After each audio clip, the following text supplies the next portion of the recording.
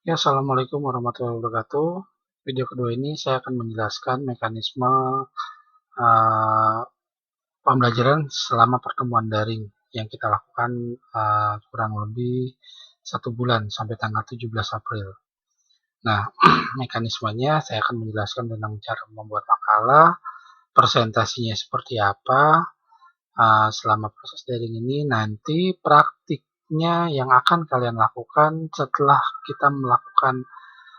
dinyatakan boleh masuk oleh rektor kita, UNJ, nanti kita akan melakukan praktek untuk kelompok 1. Nah, oke, kita langsung saja. Nah, ini materi. Untuk materi kelompok 1, 2, dan 3 selama proses daring kan sampai tanggal 17 April, jadi hanya 3 kelompok. Pertama, kelompok 1 permainan tradisional. Kelompok 2 materinya permainan dengan alat. Kelompok 3 permainan tanpa alat. Ini materi yang akan dipresentasikan secara daring oleh kelompok 1, 2, dan 3 materi ini. Lalu tugas individu. Nah, tugas individu ini dikumpulkan nanti sebelum pelaksanaan UAS. Jadi setiap anak wajib membuat tugas individu ini.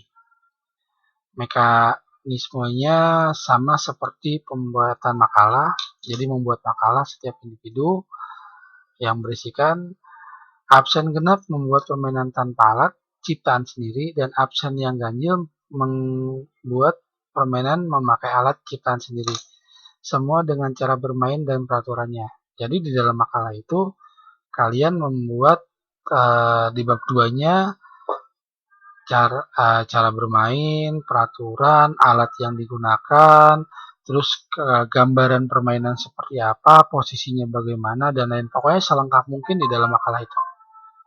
Oke, nah ini cara membuat makalah daring. Saya akan jelaskan cara membuat makalah daring agar kalian tidak bertemu dengan teman kalian, karena kita mendukung bagaimana caranya penyebaran virus COVID-19 atau COVID-19 ini tidak menyebar luas, dan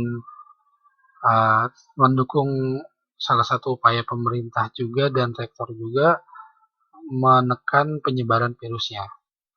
Jadi cara membuat makalah daringnya, pertama setiap anggota kelompok membagi tugas membuat makalah. Ini seperti biasa. Sebelum membuat makalah, buat kerangka terlebih dahulu untuk susunan makalah.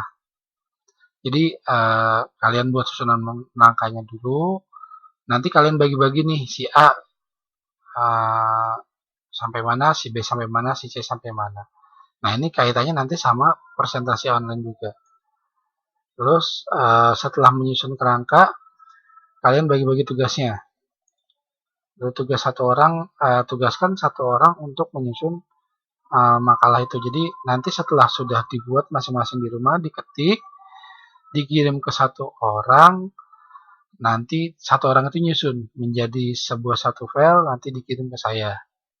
Yang jadi satu file dikirim ke saya itu bisa berbentuk Word dan bisa berbentuk PDF. Nanti buat kita share ke teman-teman kalian di Google Classroom.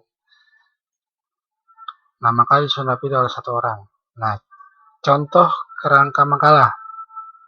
Misalkan contoh judul permainan tradisional untuk kelompok 1. Nah, berisikan pendahuluan, kemudian isi, bab 1,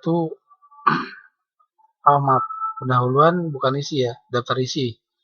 Bab 1 pendahuluan, A-nya latar belakang pembuatan makalah, B-nya rumusan masalah, C-nya tujuan pembahasan.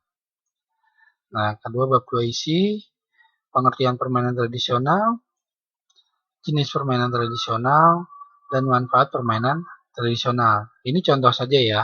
Untuk isi tergantung dari materi kalian. Tuh. Jadi materinya misalkan permainan ini tentang permainan tradisional. Kalau permainan dengan alat ya pengertian permainan tanpa alat, terus jenis permainan tanpa alat apa saja, manfaatnya, contoh permainannya, terus apa lagi yang akan, pokoknya isi bab 2 itu selengkap mungkin. Lalu bab 3 penutup, kesimpulan, dan saran. Kemudian tata cara presentasi daring. Setiap Anda kelompok membuat video presentasi di tempat masing-masing dengan menggunakan pakaian yang sopan. Nah, presentasi ini kaitannya dengan pembagian tugas. Misalkan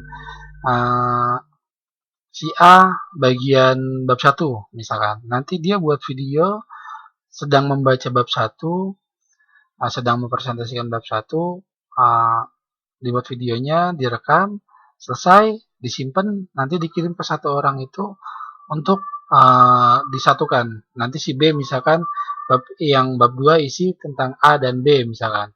Nah, nanti dia buat video, direkam, terus dikirim ke orang berikutnya, terus si C yang bagian C dan D, begitupun sama, nanti satu orang tugasnya untuk menyatukan kelima video itu. Setelah video disatukan, kirim ke saya, nanti saya akan upload untuk dibagikan ke teman-teman kalian. Nanti teman-teman kalian membuat pertanyaan. Setiap kelompok wajib membuat 3 pertanyaan. 3 pertanyaan ini nanti akan dijawab di pertemuan berikutnya menggunakan video. Jadi pertanyaannya bisa tulis di kolom komentar dengan format namanya siapa, kelompoknya kelompok berapa, lalu pertanyaannya apa. Pertanyaan bisa dimuat di kolom komentar di Classroom. Ya. Oke, lalu tata cara presentasi daring. Nah, ini yang tadi. Lalu satu orang anggota menyusun, nah dikirim ke alamat email saya, video yang sudah dibuat dan disatukan tidak boleh diupload dimanapun, agar pada saat perkuliahan semuanya bisa pada saat berbarengan melihatnya. Jadi jangan diupload duluan, misalkan diupload di mana atau dikirim ke WA, nanti kalian ada yang sudah tidak sama melihatnya. Tapi kalau misalkan nanti dikit saya yang upload, nanti saya buka di Google Classroom, kalian bisa lihat di sana secara bersama-sama. Gitu. Pertanyaan dilakukan setelah upload video. Jadi ada jeda waktu. Kalian harus tonton video itu sampai selesai, tonton presentasi teman kalian sampai selesai, nanti baru boleh bertanya. Artinya, jika misalkan saya upload jam 10 video tersebut, kalau video durasinya 10:10 berarti kalian akan bertanya di kemungkinan di 10:15 atau 10:20. Oke, seperti itu. Nah, peraturan perkuliahan secara daring. File video dikirim maksimal 1 hari sebelum perkuliahan untuk setiap kelompok. Jadi semua kelompok filenya dikirim 1 hari sebelum perkuliahan. Karena kita perkuliahan hari Jumat, berarti dikirim hari Kamis. Kamis jam 12 ya. Jadi hari Kamis jam 12, lalu file yang dikirim makalah berbentuk PDF atau Word dan video presentasi yang telah disatukan. Perkuliahan dilakukan Jumat setiap hari Jumat setiap jam 9.50 sampai dengan 11.20 atau 11.30. Absen dilakukan 2 kali. Nah, untuk absen dilakukan 2 kali. Absen pertama dilakukan 20 menit sebelum jam 19.50. Toleransi untuk keterlambatan absen 10 menit. Artinya jam 10 absen ditutup. Lebih dari jam 10 saya anggap kalian tidak absen di absen pertama. Lalu ada absen kedua. Tapi walaupun kalian jam 9 jam 10 lewat kalian absen, tidak apa-apa, absen saja. Absen kedua dilakukan situasional, artinya absen kedua ini dilakukan bisa saja nanti link absennya akan muncul di dalam video pada saat teman kalian presentasi, ataupun link absennya bisa muncul di Classroom atau di deskripsi video. Artinya situasional, waktunya tidak saya tentukan. Hal ini saya lakukan untuk melihat apakah kalian responsif atau tidak di dalam pembelajaran daring ini. Karena kita tidak ada video call di dalam pembelajaran daring ini.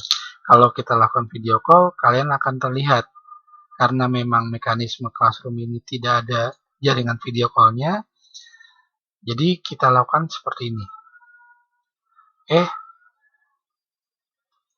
Sampai di sini ada pertanyaan, silahkan tulis di kolom komentar.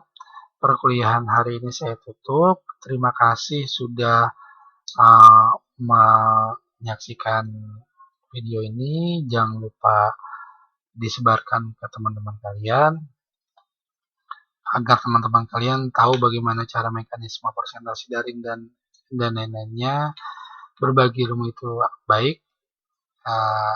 Semoga video ini bermanfaat. Saya akhiri, wabillahi taufiq wal hidayah. Wassalamualaikum warahmatullahi wabarakatuh.